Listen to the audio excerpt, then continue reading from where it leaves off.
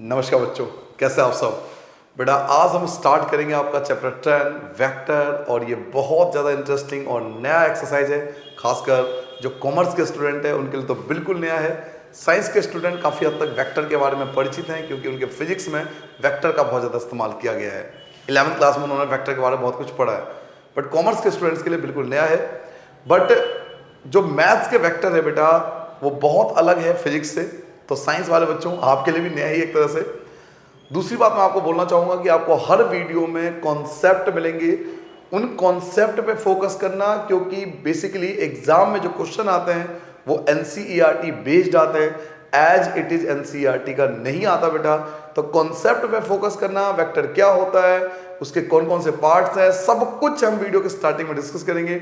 आज आपका पहला लेक्चर होगा जिसमें हम वेक्टर का बिल्कुल बेसिक से स्टार्ट करूंगा, बिल्कुल जीरो से स्टार्ट करेंगे, और धीरे धीरे एक्सरसाइज वाइज हम उसके कॉन्सेप्ट एंड उसके क्वेश्चन विद एग्जांपल करते जाएंगे। ठीक है बेटा, तो चलिए आज का पहला लेक्चर स्टार्ट करते हैं बेटा वेक्टर के बेसिक कॉन्सेप्ट के साथ, एक्सरसाइज 10.1।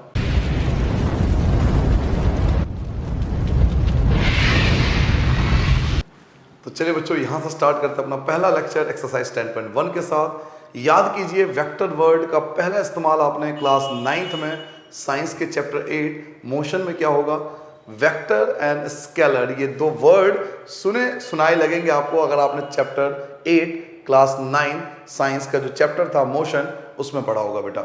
तो बिल्कुल बेसिक से मैंने आपसे कहा था, बिल्कुल जीरो से स्टार्ट करेंगे ताकि कॉमर्स वाले बच्चे भी हमारे साथ हो सकें, वेक्टर को बिल्कुल बेसिक समझ सकें, और साइंस वाले बच्चों को काफ़ी कुछ पहले से ही पता होगा, तो उनको ये होगी कि वो जो छोटी छोटी बातें छूट जाती है वो सब भी आपको मैथ्स के अंदर क्लियर हो जाएगा। ठीक है बेटा, सबसे पहला वेक्टर और स्केलर में एक डिफरेंस समझते हैं। दो प्रकार की क्वांटिटी का इस्तेमाल किया जाता है बेटा साइंस में। हम रूल नंबर 1 की बात कर रहे हैं। रूल नंबर 1, पहला हम समझेंगे कि वेक्टर एंड स्केलर, ये दो क्वांटिटी होती क्या है साइंस के अंदर।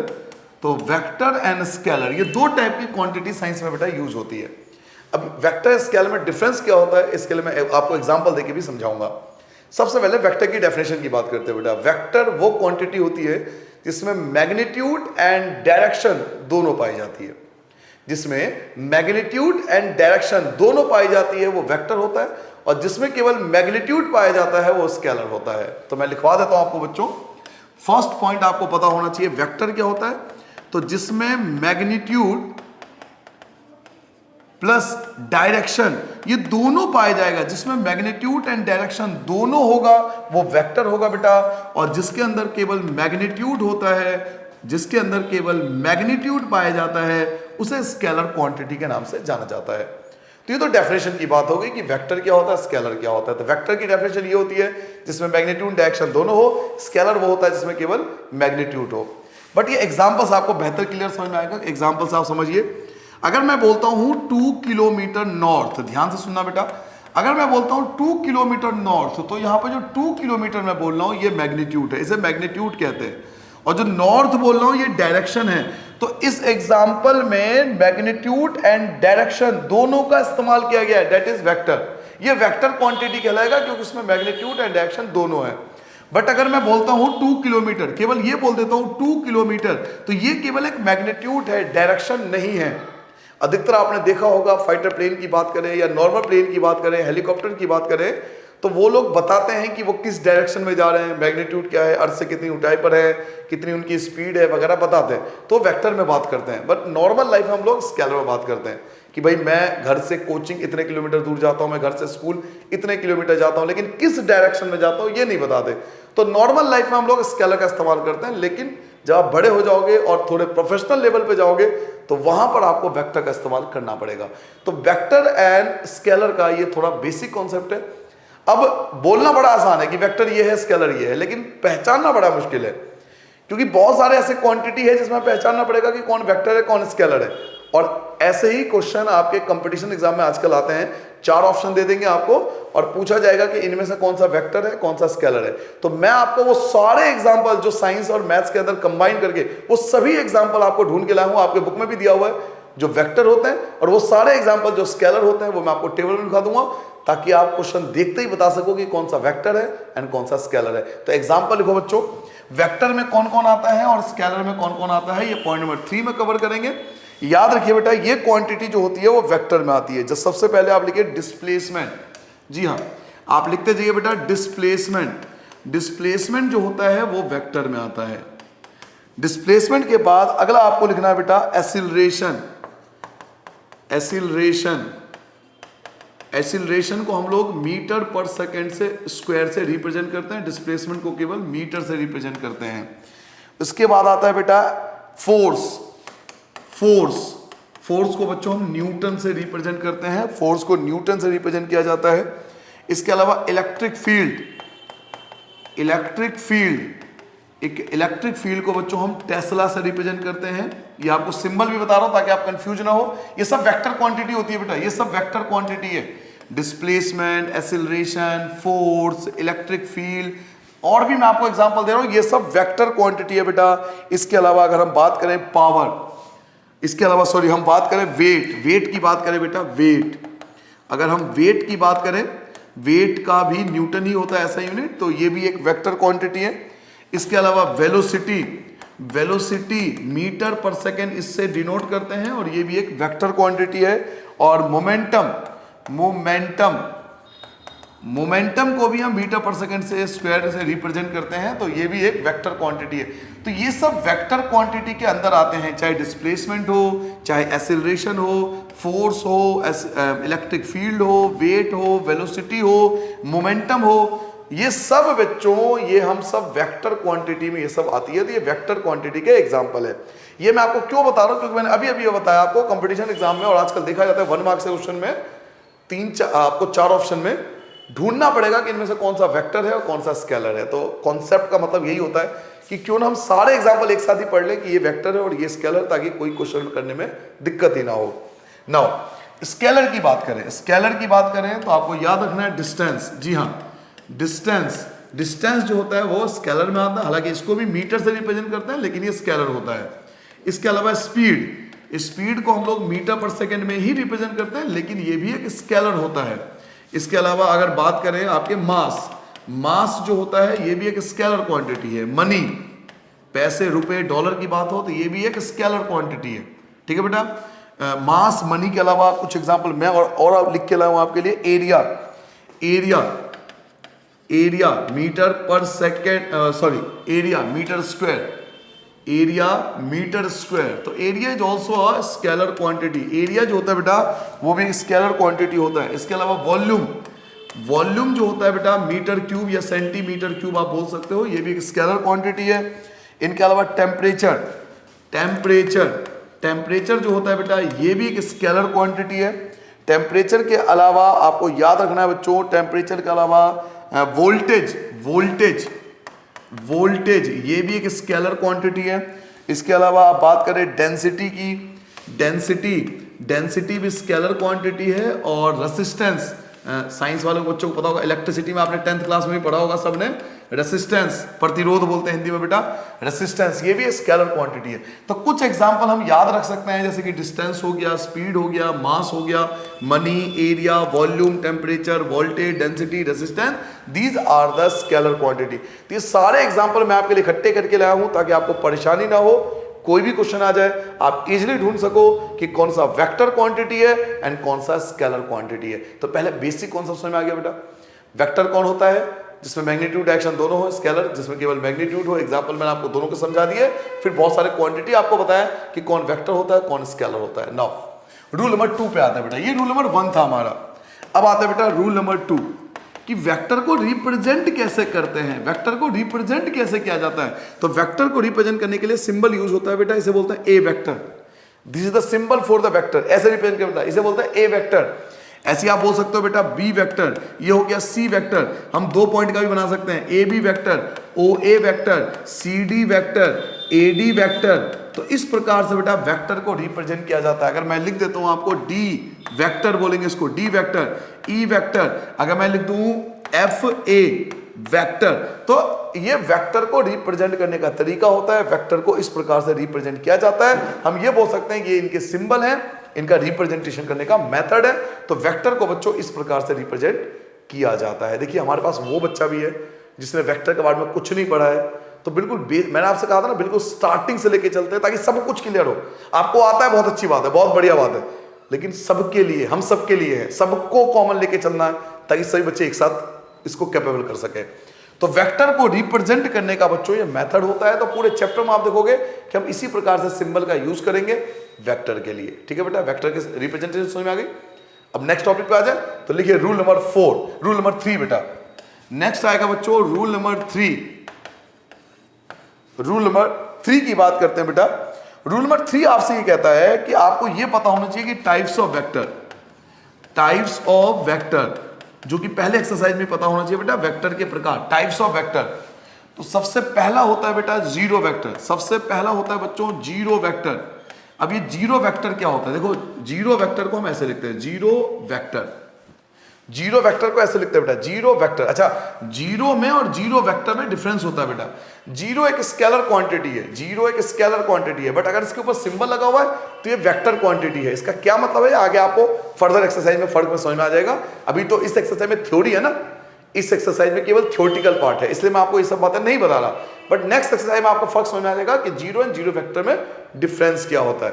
बेफिलहाल आपको याद रखना बेटा, जीरो वेक्टर, जीरो वेक्टर को इस प्रकार से रिप्रेजेंट किया जाता है। जीरो वेक्टर होता क्या है? तो ऐसा वेक्टर जिसका इनिशियल पॉइंट और उसका टर्मिनेटिंग पॉइंट सेम हो। इनिशियल पॉइंट भी वही हो, टर्मिनेटिंग पॉइंट भी वही हो, यानी स्टार्टिंग भी वही हो, एंड भी वही हो, इनिशियल पॉइंट भी वही हो, टर्मिनेटिंग पॉइंट भी वही हो, तो उसको बोलते हैं जीरो वेक्टर। जिसका initial point and terminating point same होता है उसको बोलते हैं जीरो वेक्टर। जीरो वेक्टर के बाद अगला जो आता है बेटा, नेक्स्ट आता है बच्चों, वो आता है यूनिट वेक्टर। क्योंकि यूनिट वेक्टर क्या होता है? तो ऐसा वेक्टर जिसका मैग्नीट्यूड, देखो बेटा मैग्नीट्यूड को ऐसे लिखते हैं। अब आपके दिमाग में आएगा मैग्नीट्यूड क्या होता है? तो मैग्नीट्यूड आपको हम नेक्स्ट एक्सरसाइज में बात करेंगे बेटा कि मैग्नीट्यूड क्या होता है।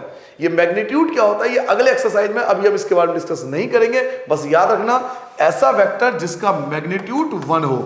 अगर सिंपल वर्ड में अगर मैं बोलूं तो ऐसा वेक्टर जिसकी वैल्यू 1 हो, ऐसा वेक्टर जिसकी वैल्यू 1 हो, जिसका मैग्नीट्यूड 1 हो, उसको बोलते हैं बेटा यूनिट वेक्टर। हालांकि यूनिट वेक्टर का धीरे धीरे आपको कॉन्सेप्ट समझ में आएगा, और भी एक्सरसाइज आएंगे, सिंबल और कॉन्सेप्ट चलते जाएंगे बेटा, बढ़ते जाएंगे। बट अभी हम केवल फोकस कर रहे हैं पहले एक्सरसाइज पे, हमारा फोकस इसमें पहला एक्सरसाइज है। पूरे चैप्टर को हम फोकस नहीं कर रहे इस समय। नेक्स्ट वीडियो में 10.2 में हम और जो इसके राज हैं वेक्टर के उसे और खोलेंगे, तो धीरे धीरे आपको चीजें समझ में आएगी। तो यूनिट वेक्टर कौन होता है? जिसका मैग्नीट्यूड 1 हो। ऐसा वेक्टर जिसका मैग्नीट्यूड, जिसकी वैल्यू 1 होगी, उसको हम यूनिट वेक्टर बोलेंगे।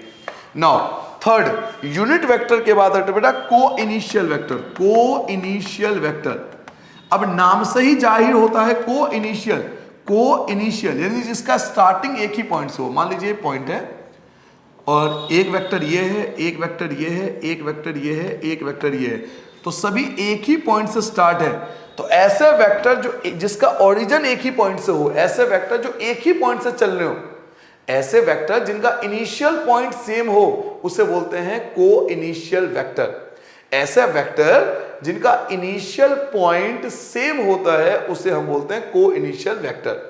आप ऐसे याद कर सकते हो कि घर में से आप भाई बहन एक साथ कोचिंग के लिए निकल लो, अलग अलग कोचिंग जा रहे हो या अलग अलग स्कूल जा रहे हो, तो अलग अलग रास्ते हैं आपके, तो आप ऐसे याद कर सकते हो को इनिशियल वेक्टर, यानी जिसका इनिशियल पॉइंट सेम होगा उसे हम को इनिशियल वेक्टर बोलेंगे। मान लीजिए ये ए वेक्टर है, ये बी वेक्टर है, ये सी वेक्टर है और ये डी वेक्टर है, तो चारों का इनिशियल पॉइंट सेम है, इसलिए इनको को इनिशियल वेक्टर बोला जाएगा। जिनका इनिशियल पॉइंट सेम होता है वो को इनिशियल वेक्टर होता है। क्लियर हो गया? नाउ को इनिशियल के बाद आता है बेटा कोलिनियर वेक्टर। कि कोलिनियर वेक्टर क्या होता है? जी हाँ, कोलिनियर वेक्टर किसे कहते हैं? तो नेक्स्ट हेडिंग डालो बेटा कोलिनियर वेक्टर। ये वेक्टर के टाइप्स पढ़ रहे हो बेटा, जीरो वेक्टर, यूनिट वेक्टर, को इनिशियल वेक्टर। उसके बाद अब आते हैं बेटा कोलिनियर वेक्टर। कि सर ये कोलिनियर वेक्टर क्या होता है? बेटा ऐसे वेक्टर जो एक दूसरे के पैरेलल हो, जौनी की उनका डायरेक्शन सेम हो और ये भी जौनी की दोनों इक्वल हो, बस दोनों एक दूसरे के पैरेलल हो। ऐसे वेक्टर जो एक दूसरे के पैरेलल हो उन्हें हम बोलते हैं बेटा कोलिनियर वेक्टर। जैसा आपको पता है पैरेललोग्राम, पैरेललोग्राम में अपोजिट साइड पैरेलल होते हैं, तो वो कोलिनियर वेक्टर होंगे। अपोजिट साइड जो होंगे कोलिनियर वेक्टर होंगे। रेक्टेंगल ले लो, स्क्वायर ले लो, इन सब में अपोजिट साइड जो होते हैं पैरेलल होते हैं, तो इसको हम इन सबको हम कोलिनियर वेक्टर के नाम से जानेंगे। अगर दो वेक्टर एक दूसरे के पैरेलल हो, चाहे उनका डायरेक्शन सेम हो या नहीं हो, चाहे वो इक्वल हो या नहीं हो, इससे मतलब नहीं है। एक हो सकता है कि एक छोटा सा हो, ऐसा हो, और हो सकता है बहुत बड़ा हो सकता है कि ये इसका डायरेक्शन इस साइड हो, इसका डायरेक्शन इस साइड हो, इन सबसे कोई मतलब नहीं है, बस पैरेलल होना चाहिए। तो दो वेक्टर, ऐसे वेक्टर जो एक दूसरे के पैरेलल होते हैं उनको बेटा बोलते हैं कोलिनियर वेक्टर। कोलिनियर वेक्टर समझ में आ गया? कोलिनियर का मतलब केवल पैरेलल से है, ना यहां पे इक्वल होगा ना डायरेक्शन सेम होगा। तो कोलिनियर वेक्टर वो वेक्टर होंगे जो पैरेलल होंगे। नाउ पांचवें पॉइंट पे आते हैं बेटा, जिसको हम बोलते हैं इक्वल वेक्टर। अब आते हैं बेटा इक्वल वेक्टर पे। अभी सर इक्वल वेक्टर क्या होता है? तो इक्वल वेक्टर वो वेक्टर होता है बेटा जिसका मैग्नीट्यूड सेम हो। और सर मैग्नीट्यूड क्या होता है? मैग्नीट्यूड आप सिंपल वर्ड में समझ लो, जिसकी वैल्यू, जैसे आपके मार्क्स आए 500 में से 499 आए, तो ये उसकी वैल्यू है ना, आपके मार्क्स की वैल्यू है। आपका वेट है, ये एक वैल्यू है कि आपके वेट की वैल्यू है। तो मैग्नीट्यूड का मतलब है वेक्टर की वैल्यू, जो हम अगले एक्सरसाइज में सीखेंगे कि मैग्नीट्यूड कैसे फाइंड किया जा सकता है। तो ऐसे वेक्टर जिसका मैग्नीट्यूड सेम हो, मैग्नीट्यूड बेटा ऐसे रिप्रेजेंट करते हैं, ऐसे वेक्टर जिनका मैग्नीट्यूड सेम हो, इसके अलावा जिनका डायरेक्शन सेम हो, जी हां, जिनका डायरेक्शन भी सेम हो और एक दूसरे के पैरेलल भी हो, एक दूसरे के पैरेलल भी हो। तो हर तरह से इक्वल वेक्टर का मतलब समझ लीजिए, जिसका मैग्नीट्यूड भी सेम हो, जो एक ही डायरेक्शन में हो, जो एक दूसरे के पैरेलल भी हो, ये सारी कंडीशन जिनके साथ होगी उन्हें हम बोलेंगे इक्वल वेक्टर। क्लियर हो गया बेटा? तो इनको बोलते हैं बेटा types of vector. Types of vector, types of vector के नाम से जाना जाता है। तो ओवरऑल ये 3 पॉइंट जो है, ओवरऑल ये 3 पॉइंट जो है बेटा, ये पहले एक्सरसाइज जो थियोरेटिकल पार्ट है उसके लिए मैंने आपको बताया है, ये आगे के एक्सरसाइज के लिए नहीं है, केवल थ्योरी पार्ट के लिए, जिसमें 1 मार्क्स का क्वेश्चन अधिकतर आजकल एमसीक्यू वगैरह में या फिल इन द ब्लैंक्स में या ट्रू फॉल्स वगैरह में पूछ लेते हैं कि भाई इनमें से कौन सा वेक्टर है या इनमें से कौन सा वेक्टर नहीं है, या टाइप्स ऑफ वेक्टर के ऊपर कोई क्वेश्चन पूछ लेते हैं। तो ये थियोरेटिकल पार्ट के लिए रूल है बेटा। अगर इन रूल्स को अगर पढ़ लिया जाए तो काफी हद तक वेक्टर का बेसिक जानकारी बिल्कुल जीरो वाली स्टार्टिंग हम कर सकते हैं। ठीक है बेटा? तो चलिए इन रूल के बेस पे अब हम अपना एक्सरसाइज स्टार्ट करते हैं बेटा। एक्सरसाइज 10.1।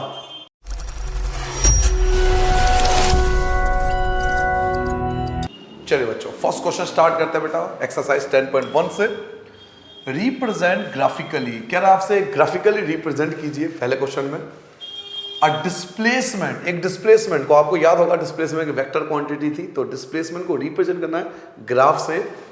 डिस्प्लेसमेंट 40 किलोमीटर का होना चाहिए, 40 किलोमीटर का होना चाहिए और 30 डिग्री ईस्ट ऑफ नॉर्थ होना चाहिए।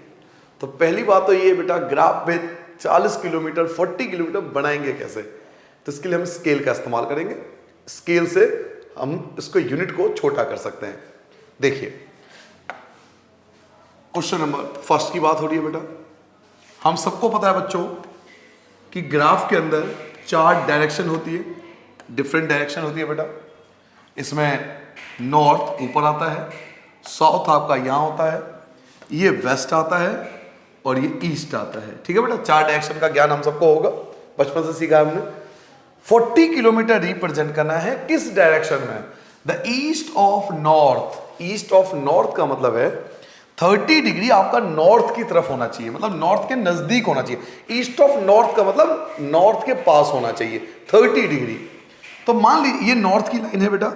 30 डिग्री के लिए आप समझ सकते हो बीच की लाइन जो होती है 45 होती है, जो बीचों बीच जाती है 45 होती है। तो आप थोड़ा सा ऊपर, स्लाइटली ऊपर लेके चलेंगे और 4 सेंटीमीटर की लाइन खींचेंगे बेटा। नाप के 4 सेंटीमीटर ही लेना है, जी हां 4 सेंटीमीटर ही लेना है स्केल से नाप के। उसका रीजन क्या है कि हमने एक स्केल का इस्तेमाल करना है कि 1 centimetre equal to 10 kilometre.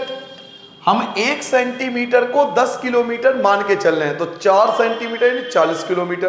Clear हो गया? तो 4 सेंटीमीटर की एक लाइन खींचनी है और यहां पे लिखना है बेटा 30 डिग्री ईस्ट ऑफ नॉर्थ। का मतलब यह है कि ईस्ट ऑफ नॉर्थ का मतलब है नॉर्थ के पास 30 डिग्री का एंगल बनेगा। इसका नाम आप रख सकते हो, इसका नाम O हो गया, इसका नाम OP हो गया। तो ये जो OP वेक्टर है, जी हां ये जो OP वेक्टर है यही आपका 40 किलोमीटर रिप्रेजेंट करता है, 40 किलोमीटर रिप्रेजेंट कर रहा है द ईस्ट ऑफ नॉर्थ। तो बच्चों ये हमें पूरा इंफॉर्मेशन क्वेश्चन पेपर में देना पड़ता है। और पूरे अगर हम देखें पूरे बुक के अंदर ऐसा क्वेश्चन तो 2 ही क्वेश्चन है, एक पहला क्वेश्चन और एक पहला एग्जाम्पल। फर्स्ट एग्जाम्पल और फर्स्ट क्वेश्चन, यही ऐसा क्वेश्चन है। तो मैं एग्जाम्पल भी आपको कवर करता हूं हाथों हाथ, ठीक है, एग्जाम्पल भी कर लेते हैं। ये समझ में आ गया? अगर ये समझ में आ गया तो आप एग्जाम्पल भी समझ सकते हो आसानी से। तो चलिए फर्स्ट एग्जाम्पल लेके आता हूं बेटा। पहला एग्जाम्पल देखो, आंसर मैं नहीं दिखाऊंगा आपको। फर्स्ट एग्जाम्पल देखो, रिप्रेजेंट ग्राफिकली, ग्राफ से रिप्रेजेंट करो एक डिस्प्लेसमेंट को 40 किलोमीटर। लो जी, इस बार भी वही 40 किलोमीटर 40 किलोमीटर रिप्रेजेंट करना है, लेकिन डायरेक्शन क्या है? वेस्ट ऑफ साउथ, यानी साउथ के पास। जो लास्ट में होता है ना बेटा नाम, अगर इस टाइप से कंफ्यूज हो जाओ कि भाई वेस्ट ऑफ साउथ का मतलब क्या है, तो साउथ पे एंगल बनाना है 30 का। वेस्ट ऑफ साउथ का मतलब वेस्ट और साउथ के बीच में, लेकिन साउथ पे 30 डिग्री का एंगल बनाना है। तो चलिए फिर स्टार्ट करते हैं बेटा, फिर से स्टार्ट करते हैं बच्चों। ऐसा ही बिल्कुल एग्जाम्पल 1, ये पहला क्वेश्चन था बेटा। हाथों हाथ में आपको एग्जाम्पल भी कवर करता हूं बेटा। एग्जाम्पल फर्स्ट की बात हो रही है, आप पूरे चैप्टर में देखना मैं एग्जाम्पल को भी लेके चलूंगा, क्योंकि वेक्टर के एग्जाम्पल जो होते हैं वो बहुत अच्छे होते हैं, उन्हें जरूर करके जाना चाहिए। फिर वही, ये आपके लिए नॉर्थ है, ये साउथ है, ये वेस्ट है और ये ईस्ट है, और आपको रिप्रेजेंट करना है 40 किलोमीटर 40 किलोमीटर कितने डिग्री पे? तो डिग्री आपको क्वेश्चन में दिया बेटा 30 डिग्री। 30 डिग्री फिर से वेस्ट ऑफ साउथ, साउथ के पास 30 डिग्री का जो एंगल आप बनाओगे बेटा वो साउथ के पास। तो ये साउथ देखो, वेस्ट ये है, साउथ ये है, तो आपका जो एंगल बनेगा ना वो साउथ के पास बनेगा। देखो अगर बीचों बीच लाइन खींचोगे तो 45 होता है, आपको पता होगा।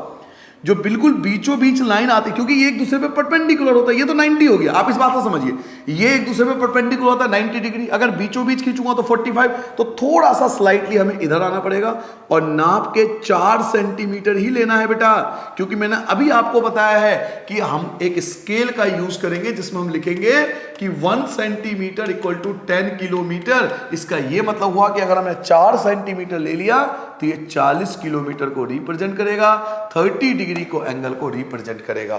तो और इसका नाम भी लिख सकते हो, इसका नाम O और इसका नाम P, तो ये कहलाएगा ओपी वेक्टर। इसे बोलेंगे बेटा ओपी वेक्टर। वेक्टर क्यों बोल रहे हैं? क्योंकि यहां पे देखिए डायरेक्शन भी है और मैग्नीट्यूड भी है, that is why this is a vector. क्योंकि आप डायरेक्शन को भी रिप्रेजेंट कर रहे हो, आप मैग्नीट्यूड को भी रिप्रेजेंट कर रहे हो, दोनों को रिप्रेजेंट कर रहे हो, इसलिए इसको वेक्टर के फॉर्म में रिप्रेजेंट किया जाता है। तो इस प्रकार से बच्चों हमें एग्जाम में करके देना पड़ता है इस टाइप का क्वेश्चन। वैसे 2 ही क्वेश्चन है ऐसे, ठीक है, आगे बढ़ जाए। फर्स्ट क्वेश्चन, फर्स्ट एग्जाम्पल समझ में आ गया, वापस क्वेश्चन पे आते हैं। मैं पूरे चैप्टर का, आप देखना पूरे चैप्टर का मैं एग्जाम्पल भी कवर कर दूंगा आपके लिए। क्वेश्चन नंबर 2 पे आते हैं बेटा। कंपटीशन एग्जाम में ऐसे क्वेश्चन बहुत आते हैं। Classify the following major and scalar and vector. अब आपको बताना है कि इनमें से कौन सा स्केलर है एंड कौन सा वेक्टर है, ये डिसाइड करना है। तो मैंने आपको बहुत सारे एग्जांपल दिए थे जिससे हमें पता लग जाए कि कौन चीज स्केलर है और कौन चीज वेक्टर है। ठीक है बेटा, स्टार्ट करें।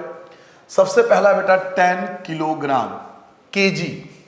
केजी जो होता है वो एसआई यूनिट होता है मास का। केजी एसआई यूनिट होता है मास का। अब देखो 10 केजी लिखा हुआ है, अब यहां पे आप कंफ्यूज होगा ना कि वेक्टर स्केलर है। केजी एसआई यूनिट होता है बेटा मास का, and mass is a scalar quantity. Mass जो होता है वो स्केलर क्वांटिटी होता है। मैं आपको लिख भी देता हूं, चलिए मैं आपको बता भी देता हूं। क्वेश्चन नंबर 2 की फर्स्ट पार्ट की बात हो रही है बेटा। इसमें आपको मास दिया हुआ है और मास जो होता है वो स्केलर क्वांटिटी होता है। सेकेंड पार्ट पे आते हैं बेटा। सेकेंड पार्ट में आपको बताता हूं 1 बाय 1 करके। 2 metre north west, 2 metre north west, 2 metre ये मैग्नीट्यूड है और नॉर्थ वेस्ट डायरेक्शन है। तो मैग्नीट्यूड एंड डायरेक्शन, ये डिस्प्लेसमेंट, इसे डिस्प्लेसमेंट बोलते हैं बेटा। डिस्प्लेसमेंट को हम ऐसे लिखते हैं 2 मीटर और साथ में डायरेक्शन, वरना डिस्टेंस हो जाएगा ना। अच्छा एक चीज और बता दूं, कॉमर्स वाले बच्चों के लिए हो सकता है नया है, उनकी फीलिंग को समझिए, वो भूल चुके हैं साइंस को। 9th क्लास का साइंस नहीं याद होगा, कॉमर्स का स्टूडेंट है, सीधी सी बात है, दिक्कत आएगी उसको। साइंस के बच्चों को नॉर्मल बात है, उसे पता है डिस्प्लेसमेंट है। कॉमर्स के बच्चों अगर ये 2 मीटर लिखा होता, अगर ये 2 मीटर लिखा होता तो this is the distance, but 2 metre के साथ डायरेक्शन हो गया तो डिस्प्लेसमेंट, ये डिस्प्लेसमेंट है, and displacement is the vector quantity. देखिए मैं चाहता हूं डायरेक्ट आंसर आपको बता सकता था ना, लेकिन मैं विद रीजन आपको बताना चाहता हूं ताकि आपके दिमाग में एक एक चीज बैठ जाए और कंपटीशन एग्जाम में आप क्वालिफाई कर पाओ। हमारा ऑब्जेक्ट 12th के साथ आपका कंपटीशन एग्जाम भी है। 40 डिग्री, और डिग्री टेम्परेचर के लिए यूनिट होते हैं। 40 degree temperature, and temperature scalar quantity. Temperature is a scalar quantity. तो थर्ड पार्ट में हम बात करते हैं टेम्परेचर की, और टेम्परेचर जो होता है बेटा वो एक स्केलर क्वांटिटी में आता है। नाउ फोर्थ पॉइंट पे आता हूं बेटा। फोर्थ पॉइंट आपका है 40 वॉट। वॉट किसका यूनिट होता है? पावर का। What is the SI unit of power and power is also scalar quantity. तो पावर भी बेटा, वॉट एसआई यूनिट होता है बेटा पावर का। Power is also a scalar quantity, power भी एक स्केलर क्वांटिटी होता है।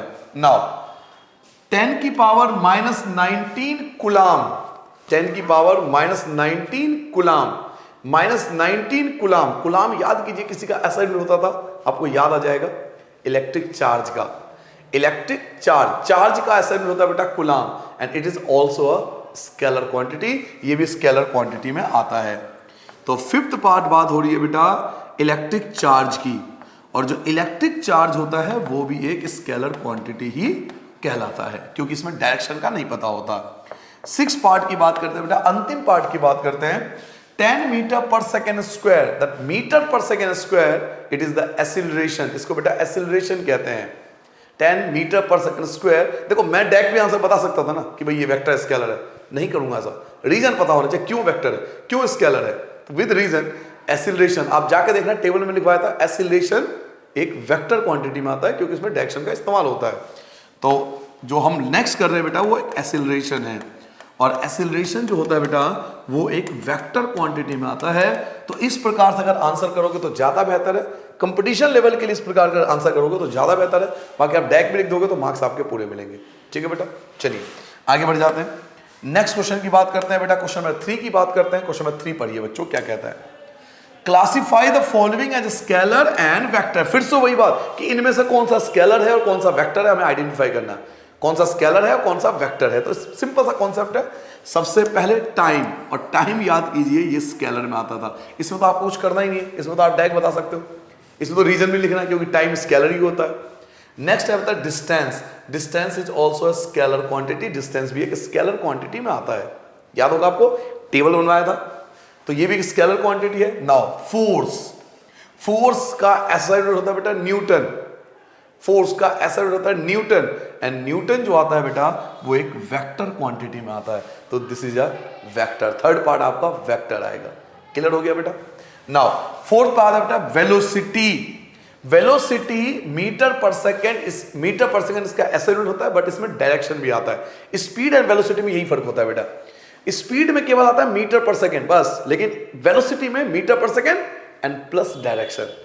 तो velocity is also a vector quantity. Last है बेटा वर्क डन। वर्क जो होता है वो स्केलर क्वांटिटी होता है, आप जाके टेबल में चेक करो, मैंने लिखवाया भी होगा। वर्क जो होता है स्केलर क्वांटिटी होता है, और आप याद भी कर सकते हो सब चीजें, क्योंकि ये सब चीजें आप जब छोटे छोटे कॉन्सेप्ट अगर आप याद कर लोगे तो ही आप आगे बड़े कॉन्सेप्ट पे पहुंच पाओगे। तो ये बहुत बेसिक कॉन्सेप्ट है जो हमें पता होना चाहिए। ठीक है बेटा, आगे बढ़ जाए, खत्म कर दे क्वेश्चन को।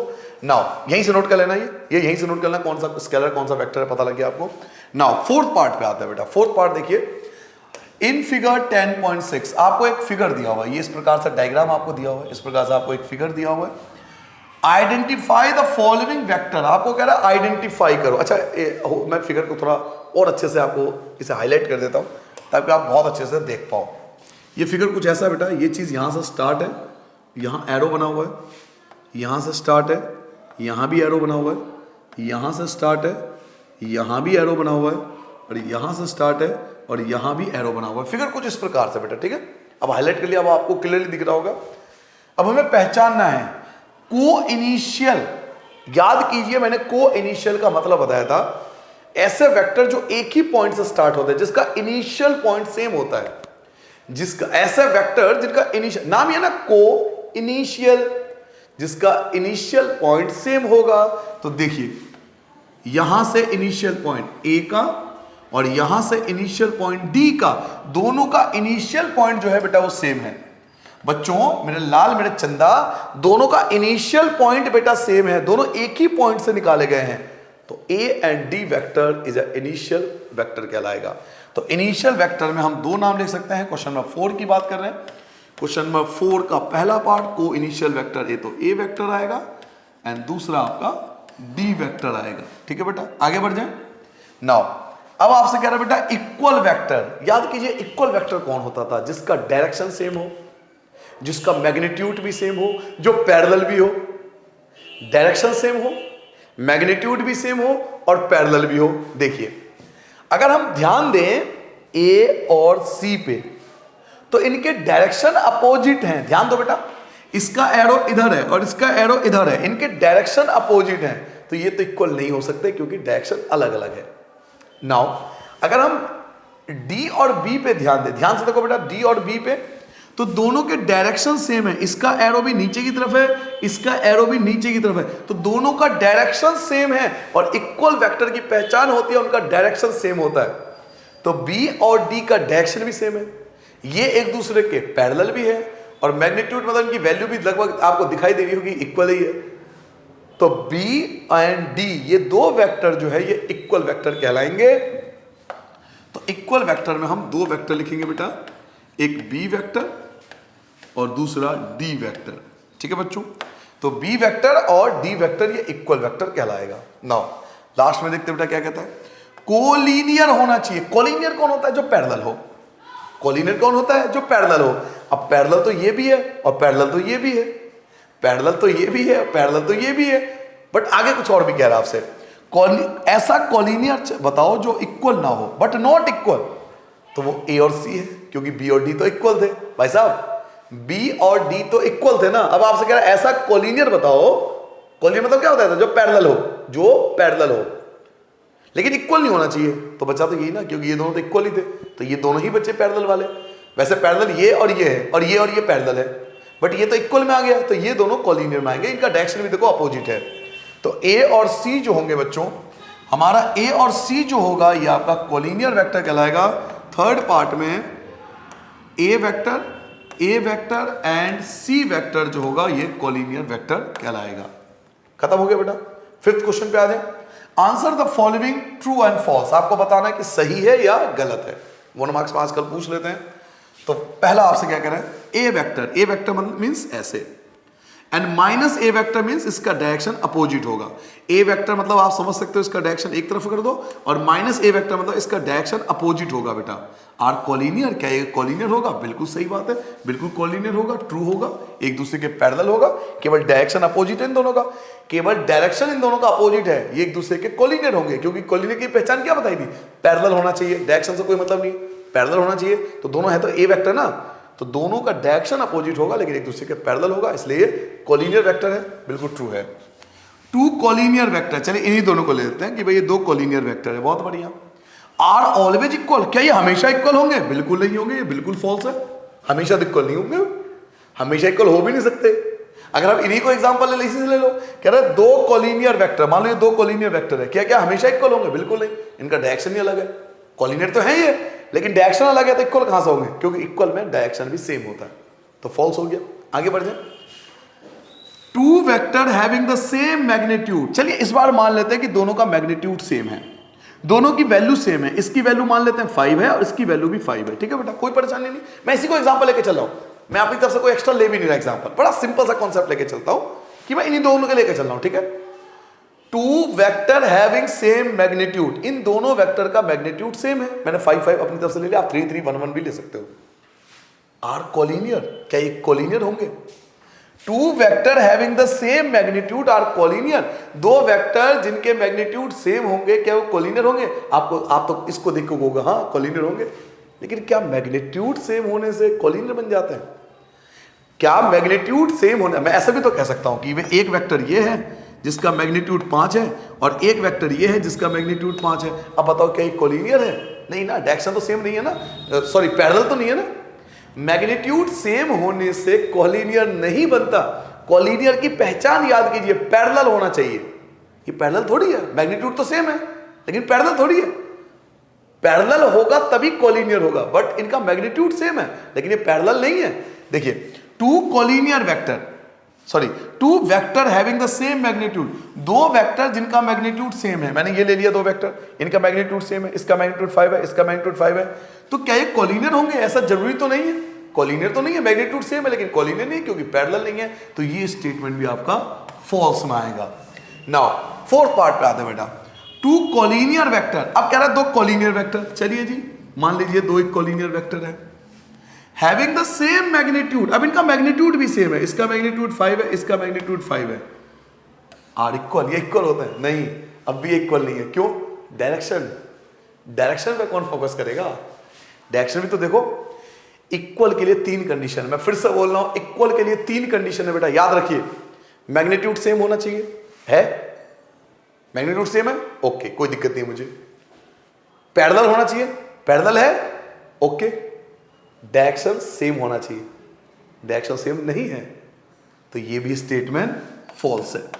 कह रहा है 2 कॉलिनियर वेक्टर, 2 कॉलिनियर वेक्टर, ये 2 कॉलिनियर वेक्टर है, हैविंग द सेम मैग्नीट्यूड, इनके मैग्नीट्यूड सेम है, तो क्या ये इक्वल होंगे? नहीं, जरूरी नहीं है कि इक्वल होंगे, क्योंकि डायरेक्शन अपोजिट होगा। इक्वल के लिए 3 कंडीशन होती है ना भाई, मैग्नीट्यूड सेम होना चाहिए, है, कॉलिनियर होना चाहिए, वो भी है, डायरेक्शन सेम होना चाहिए, जो कि नहीं है, तो ये इक्वल तो नहीं है।